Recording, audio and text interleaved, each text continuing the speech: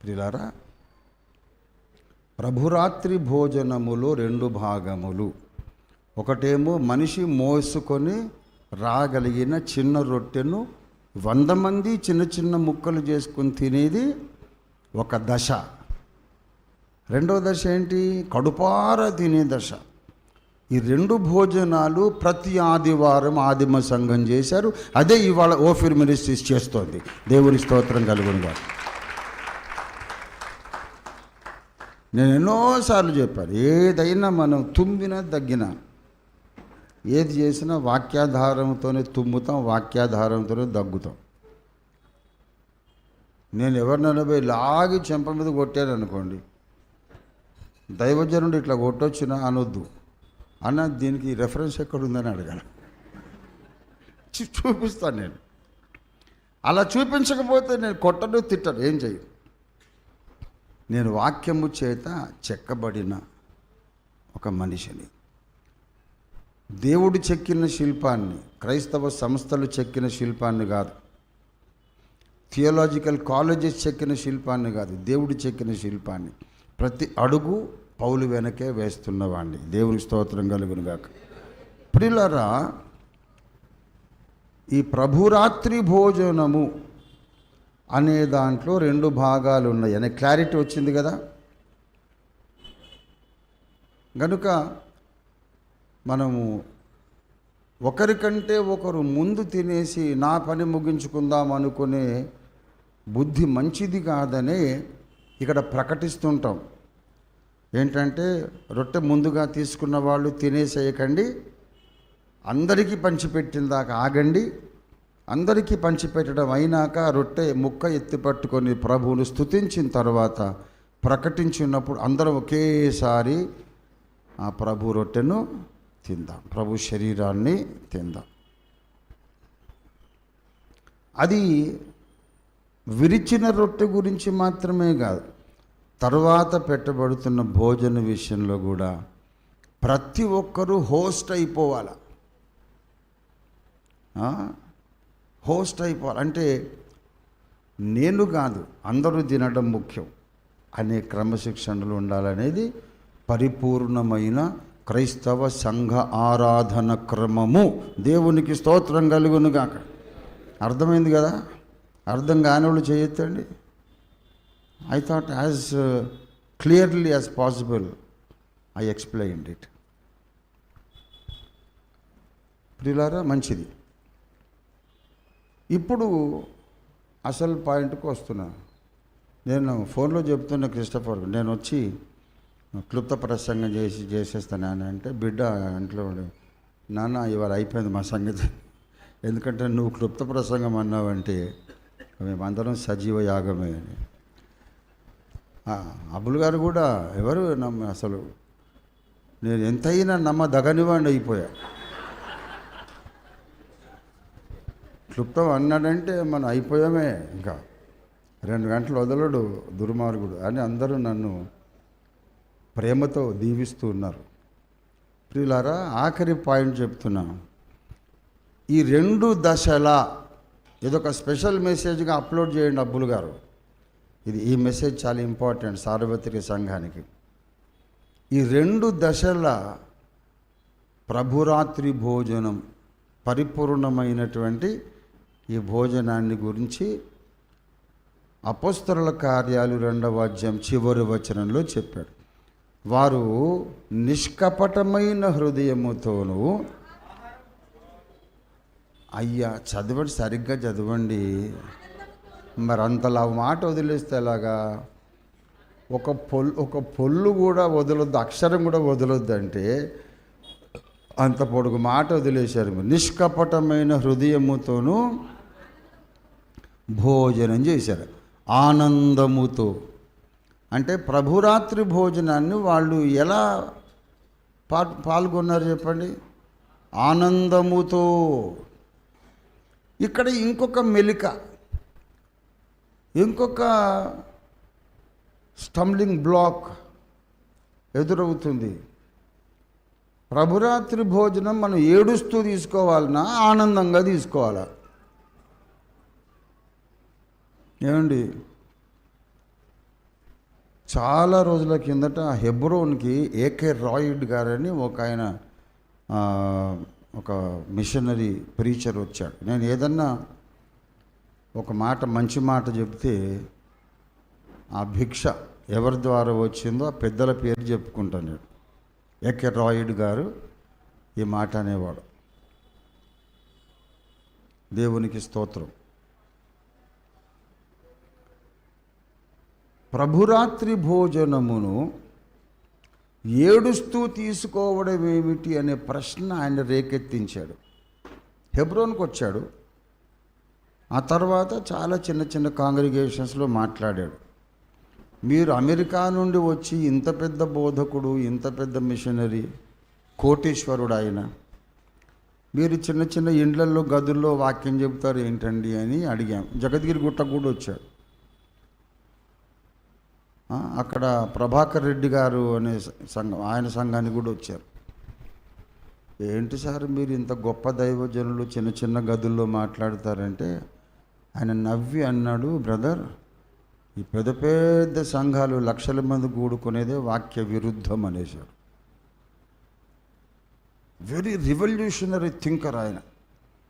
ఆయనను అర్థం చేసుకోలేక, అకామిడేట్ చేయలేక ఫ్లైట్ ఎక్కించి పంపించేశారు అందరు కలిసి. బాబు నువ్వు వెళ్ళిపో, నువ్వెంత గలిబిలు చేస్తున్నావు, వెళ్ళిపోమ్మని. ఆయన నుండి నేను తీసుకున్నటువంటి ఆలోచనలు ఇవి. ఆలోచించండి.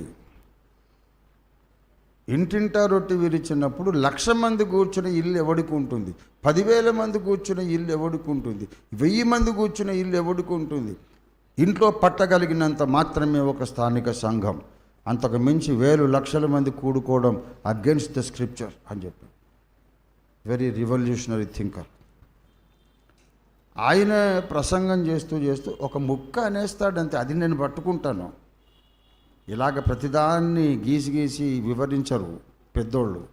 ఒక మాటలాగా వచ్చేస్తుంది అంతే ప్రసంగంలో భాగంగా. ఇంకోసారి అన్నాడు ఏంటంటే,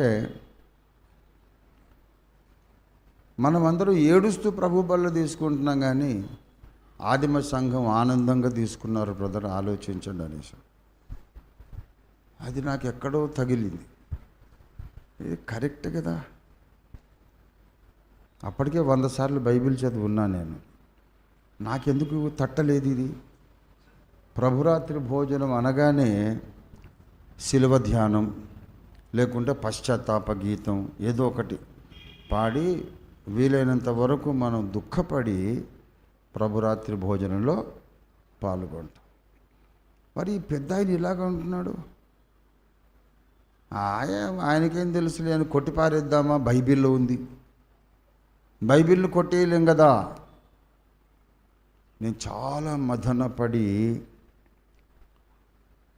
1 సంవత్సర కాలం ప్రార్థన చేశాను. ప్రభువా, నేను తట్టుకోలేను ఈ వైరుధ్యం. మరి దుఃఖపడుతూ మేము మా పాపములను గూర్చి ఒప్పుకొని పశ్చాత్తాపడి ఏడ్చి నీ శిలువ రక్త ప్రోక్షణతో శుద్ధీకరణ పొంది తీసుకుంటున్నాం ప్రభురాత్రి భోజనం. మరి నీ దైవజనుడేమో ఆనందంతో పుచ్చుకోవాలంటాడు. దైవజనుడే కాదు, దేవుని వాక్యమే చెబుతుంది.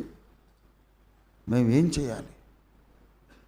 నాకేదన్నా ఇట్లాంటి ప్రతిష్టంభన డెడ్లాక్ ఎదురైతే దేవుని పాదాలు పట్టుకొని ఏడవటమే. నువ్వు ఏదో ఒకటి తేల్చేయాలి, లేకపోతే నా ప్రాణం తీసుకొనడమే. నేను బ్రతకలేను బాబు, నాకు ఇట్లాంటి టెన్షన్ పెట్టకు. అటో ఇటో నడవాల్సిన దారి స్పష్టంగా చూపించాలి కానీ అసాధ్యమైనటువంటి ఇలాంటి కాంట్రవర్సీస్ పెడితే ఎలాగా? సెల్ఫ్ కాంట్రడిక్షన్, స్వయం ఖండన. చౌరస్తాకు పోయి ఎటు పోవాలంటే నువ్వు కుడికి పోననే చెప్పాలా, ఎడమకి పోవనైనా చెప్పాలి. నువ్వు కుడికిని మరియు ఎడమకు నువ్వు పోవు అని అంటే ఎక్కడ పోవాలా? వీడు ఏట్లోకి పోవాలి. స్పష్టంగా నాకు చెప్పు తండ్రి, అది ఎంత కష్టమైనా చేస్తాను. స్పష్టంగా చెప్తే ఎంత కష్టమైనా చేస్తాను. ఒక లెక్చరర్ ఒక ఆయన మతిపోయిందట. పిల్లలందరూ లేచి గ్రౌండ్కి వచ్చి గేమ్స్ పీరియడ్ ఎలా నిలబడాలి సార్ అని చెప్తే let us all stand in a straight circle అన్నట్టు.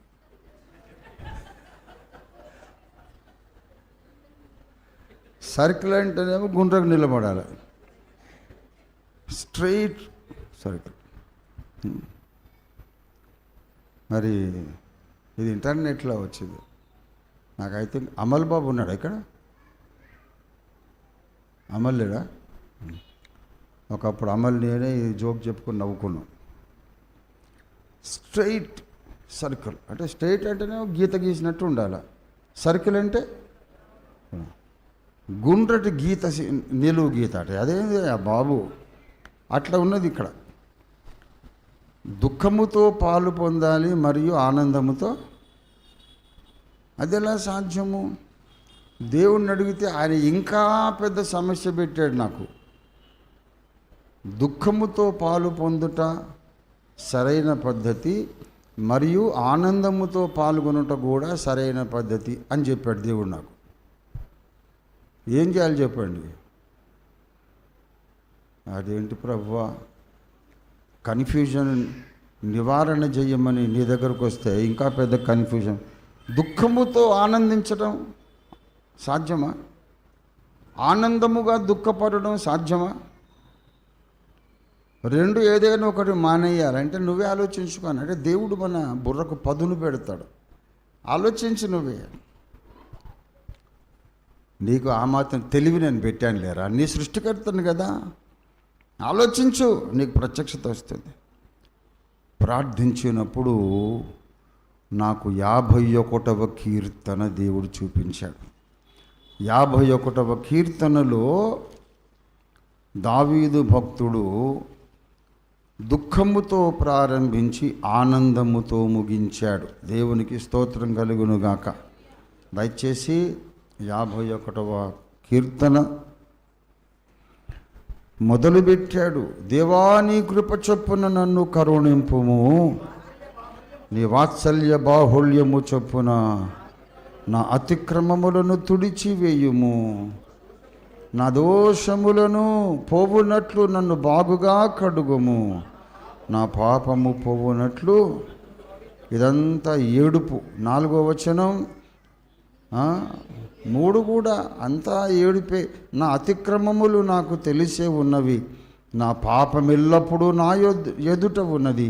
నీకు కేవలము నీకే విరోధముగా నేను పాపము చేసి ఉన్నాను, నీ దృష్టి ఎదుట నేను చెడుతనము చేసి ఉన్నాను అన్న తర్వాత దేవా క్షమించు. తర్వాత 7వ వచనంలో నేను పవిత్రుడనగునట్లు హిస్సోపుతో నా పాపం పరిహరింపు. హిస్సోప్ అంటే రక్త ప్రోక్షణము కొరకు వాడిన కుంచెల, అంటే ఒక చెట్టు కొమ్మ. అందుకే నేను హిమము కంటే తెల్లగా అనే పాటలు, సకల కలుషము బాయగా హిస్సోపుతో నన్ను కడుగు. ఒక తమ్ముడు గుంటూరులో చక్కగా ఆ పాట నేర్చుకుని మంచి మధురమైన మంచి పాడాడు. సకల కలుషము బాయగా నీ సోపుతో నన్ను కడుగు.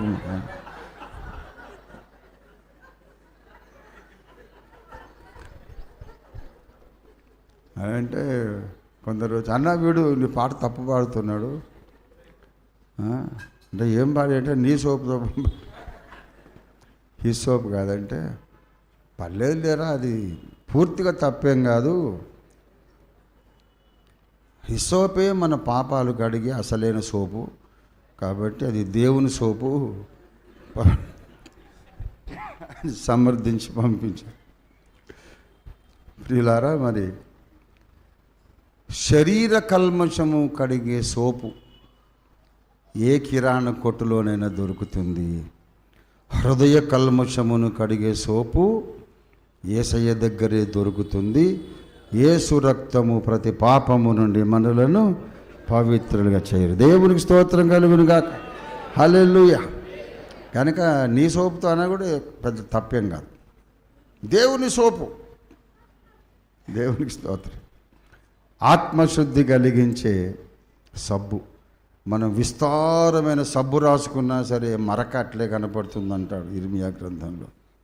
ఏ సబ్బు పెట్టినా పోని మరకలు యేసయ్య రక్తం ప్రోక్షిస్తే మటుమాయం అయిపోతాయి. దేవుని స్తోత్రం కలుగునుగా. హల్లెలూయా.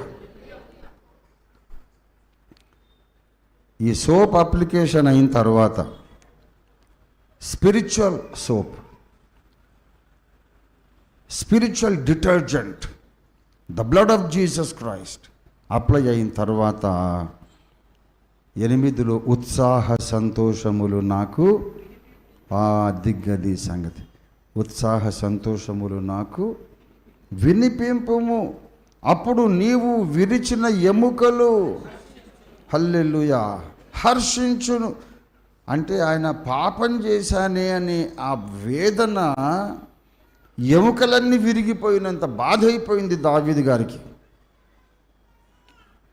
నువ్వు విరిచిన ఎముకలు హర్షించును, నా పాపములకు విముఖుడవు కమ్ము, నా దోషములన్నిటినీ తుడిచివేయుము. చదవండి. దేవా నాయందు శుద్ధ హృదయము, అదే నిష్కపటమైన హృదయం. అపొస్తలుల కార్యాలు 2 చివరి వచనం నిష్కపటమైన హృదయం. ఇక్కడ ఏం కలిగిందట? శుద్ధ హృదయం. తర్వాత నా అంతరంగములో స్థిరమైన మనసును నూతనముగా పుట్టించుము, నీ సన్నిధిలో నుండి నన్ను త్రోసివేయకుము, నీ పరిశుద్ధాత్మను నా యొద్ద నుండి తీసివేయకుము. ఓ రక్షణానందము నాకు మరలా. దేవునికి స్తోత్రం కలుగును గాక. హల్లెలూయా. ఏడుపుతో ప్రారంభమైన 51వ కీర్తన ఆనందములోనికి ప్రవేశించి ముగించాడు ఆయన. గనక ప్రభురాత్రి భోజనానికి ముందు కూడా మనము ఏడవడము రైటే, ఆనందించటము రైటేనన్నాడు. అందుకనే మన ఆరాధన క్రమంలో ముందు మీరు ఏడవడానికి, పాపాలు ఒప్పుకోవడానికి టైం ఇస్తాం. యేసు రక్త ప్రోక్షణలో మీరు శుద్ధి పొందిన తర్వాత ఏం చేస్తాము? వెంటనే రొట్టె ఇచ్చేస్తామా? ఒక ఎసెన్షియల్ కార్యక్రమం ఉంది అక్కడ. మీరు ఒప్పుకోవడం, శుద్ధి పొందడం అయిన తర్వాత దేవుడు మన పాపాలను కడిగాడు, శుద్ధి చేశాడని విశ్వాసముతో స్తుతించడం, ఆయన ఉపకారములన్నీ ధ్యానము చేసి జ్ఞాపకం చేసుకొని ఆయనకు వందనాలు చెల్లించే ఒక ఆరాధనా సమయం ఉంటుంది. దేవునికి స్తోత్రం కలుగును గాక. అప్పుడు మహదానందము, రక్షణానందము. దేవుడు నన్ను మళ్ళీ అంగీకరించాడు, నా దోషములన్నీ కడిగేశాడు, నా దోషములకు ఆయన విముఖుడైపడి వీపి వెనుక పారవేశాడు, మళ్ళీ ఎప్పటికీ దాన్ని జ్ఞాపకం చేసుకొనని వాగ్దానం చేశాడు. మరలా నన్ను హత్తుకున్నాడు, ముద్దు పెట్టుకున్నాడు. తప్పిపోయిన కుమారుణ్ణి తండ్రి ముద్దు పెట్టుకున్నట్టు నా యేసయ్య నన్ను మళ్ళీ ముద్దు పెట్టుకున్నాడు అనుకుంటే ఆనందం కలగదు? కన్నీరు వస్తుంది, కానీ అవి ఆనంద బాష్పాలై ఉంటాయి. దేవునికి స్తోత్రం కలుగునుగాక. హల్లెలూయా. ఆనందముతో, నిష్కపటమైన హృదయంతో వాళ్ళు భోజనం తీసుకున్నారు. 2 దశల ప్రభురాత్రి భోజనం తీసుకున్నారు. దేవుని బిడ్డలారా, మనం కూడా ఇవాళ ఆనందముతోనే తీసుకుందాం. ఏ ఆనందముతో? క్షమాపణ పొందాము అన్న ఆనందం. దేవుడు మనలను స్నానం చేయించి శుభ్రం చేసాడనే సంతోషంతో ప్రభు బలలోనికి, ప్రభు యొక్క సంస్కార భోజనంలోకి మనం వెళ్దాం. చిన్నపిల్లలు ఏడుస్తారు, ఎన్నో కారణాలతో ఏడుస్తారు. అప్పుడే చిన్న పుట్టినటువంటి నెలల పసికందులు ఎన్నో కారణాలతో ఏడుస్తారు. అసలు ఏ కారణంతోనైనా ఏడుస్తారు. ఎందుకంటే అదొక్కటే వాడి భాష, వాడికి వచ్చిన భాష అదొక్కటి. ఆకలైనా ఏడుస్తాడు, స్నానం చేయకుండా ఉంటే బాగా చిరాకు ఉన్నప్పుడైనా ఏడుస్తారు. మనం వేసిన పరుపులో ఏదైనా ఒక చిన్న గుచ్చుకునేది ఏదైనా ఉంటే అప్పుడు ఏడుస్తాడు. కడుపు నొప్పి అయితే ఏడుస్తాడు, ఉక్కబోస్తే ఏడుస్తాడు. ఇప్పుడు నేనున్న పరిస్థితి బాగోలేదు అంటే ఏడుస్తాడు.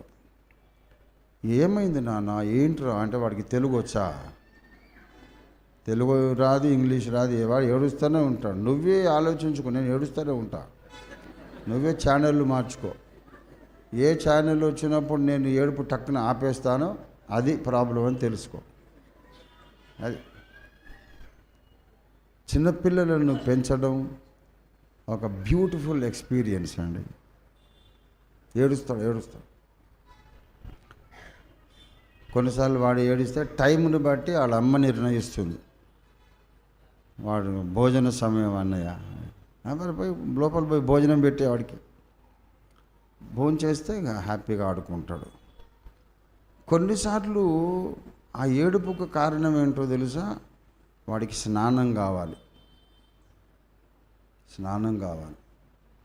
చర్మం మీదంతా ఏంటేంటో చెమట, దుర్గంధము, అది ఇది, వాడు తడుపుకున్న డయపరు అవన్నీ ఉంటే వాడికి ప్రశాంతత ఉండదు. వాడిని బాత్రూంలోకి తీసుకెళ్ళి ఎంత సుందరమైన దృశ్యము, వాళ్ళ మా అమ్మగారు ముసలోళ్ళు ఎవరో వాడిని బోర్ల పడి పెట్టుకొని మా కాళ్ళ మీద వాడిని కుర్రమీను రుద్దినట్టు రుద్ది చక్కగా ఒక పెద్ద ఆర్ట్ అది. రోజుల పసికందులకు స్నానము చేయించటము అందరికీ చేత కాదు, అందరికీ రాదు, చాలా పెద్దోళ్ళకే చేతను. ఎందుకంటే వాడు మెడ నిలపడు, మెడ ఇలాగ వేలాడబడితే ఇంజురీ అయిపోతుంది ఇంటర్నల్గా. కనుక వాడిని జాగ్రత్తగా స్నానం చేయిస్తారు. స్నానం చేయించి మంచిగా పౌడర్ అద్దుతారు వాడికి. పౌడర్ అద్ది చిన్న జుబ్బా ఏదో ఒకటి, చిన్న గోచి ఒకటి పెట్టేసి వాడు ఎంత ఆనందంగా కాళ్ళు చేతులు కొట్టుకుంటూ ఉంటాడు. అప్పుడు వాడికి కాసిన పాలు పట్టామనుకోండి, మత్తు మంది ఇచ్చినట్టు నిద్రపోతాడు వాడు. సుందర దృశ్యం. నేను ఎంతోమంది పిల్లల పెంపకాన్ని కళ్ళారా చూడడానికి దేవుడు నాకు అవకాశం ఇచ్చాడు. అంత టాప్ లేపేశాడు ఏంటమ్మా అని అంటే, అన్నయ్య వాడు స్నానం లేకుంటే వాడికి నెమ్మది ఉండదు, చిరాగ్గా ఉంటుంది, అందుకే స్నానం చేయించాను. స్నానము చేయించిన తరువాత చిన్న పసిబిడ్డకు ఉన్నటువంటి హాయి యేసు నీ పాపాలను కడిగేసిన తర్వాత నీకు ఉంటుంది. దేవునికి స్తోత్రం కలుగునుగా. అప్పుడు మనసుకుండే హాయి పేరు రక్షణానందం. దేవునికి స్తోత్రం కలుగునుగాక. రక్షణ పొందినప్పుడు ఆనందం కాదు, రక్షణ కొనసాగుతోంది వాళ్ళ కూడా. నా రక్షణ కొనసాగకుండా అడ్డము నిలిచిన కొండ దేవుడు తీసేశాడు. దేవునితో సహవాసంలో నేను కొనసాగుతాను అనే ఒక స్పృహ కలిగినప్పుడు చెప్పన శక్యమైన మహిమాయుక్తమైన ఆనందం మన హృదయంలో కలుగుతుంది. ఆ సంతోషముతో ఆదిమ సంఘం భోజనం పుచ్చుకున్నారు. దేవునికి స్తోత్రం కలుగునుగాక. Hallelujah. This is the total truth about the Lord's communion service.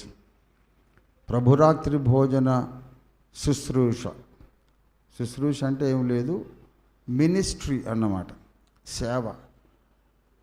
ప్రభురాత్రి భోజన సేవను గూర్చినటువంటి సంపూర్ణ సత్యం ఇది. సార్వత్రిక సంఘం నేర్చుకుంటే బాగుపడతారు, బలపడతారు. ఈ ప్రభురాత్రి భోజనం తీసుకునేటప్పుడు ఏముండాలన్నట? నిష్కపటమైన హృదయం.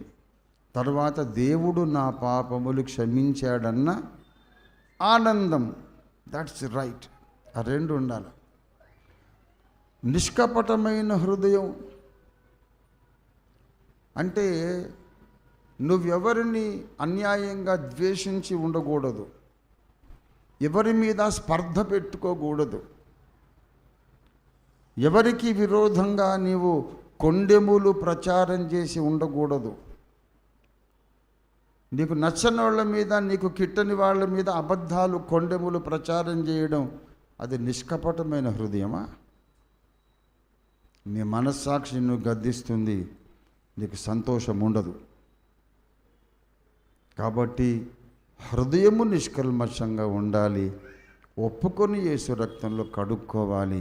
క్షమాపణ పొందిన ఆనందముతో మనము ప్రభురాత్రి భోజనంలో చేయి వేయాలి. దేవుడి వాక్యాన్ని మన వినికిడిలో ఆశీర్వదించునుగాక. రండి ప్రియులారా, మనం కొంత సమయం ప్రార్థనలో మనం గడుపుదాం, స్వపరీక్ష చేసుకుందాం, మన హృదయాన్ని మనం కడుక్కుందాం. ఏమైనా దోషాలు మనలో ఉంటే మన రక్షకునికి మనం చెప్పుకుందాం, నివేదించుకుందాం. యేసయ్యా, నన్ను కడుగు, నన్ను శుద్ధి చెయ్యి. దేవా, నీ కృప చొప్పున నన్ను కరుణింపుము. నీ వాత్సల్య బాహుళ్యము చొప్పున నా అతిక్రమములు తుడిచివేయమని మనం ప్రార్థన చేస్తూ కొంత సమయం దేవుని సన్నిధిలో గడుపుదాం ప్రియులారా. ఇది చాలా విలువైన సమయం, చాలా శ్రేష్టమైన సమయం. అందరము కూడా మన హృదయాన్ని నిష్కపటమైన హృదయంగా సిద్ధపరచుకుందాం. ఇది ఒప్పుకోలు సమయం, ఇది యేసు రక్తంలో కడగబడే సమయం.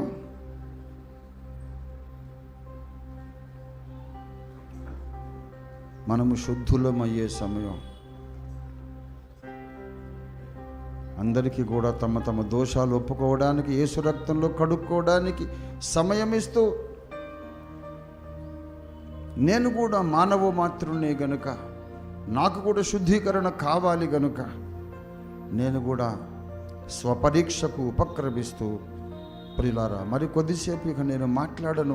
ఈ సమయాన్ని చాలా జాగ్రత్తగా సద్వినియోగం చేసుకోండి దయచేసి.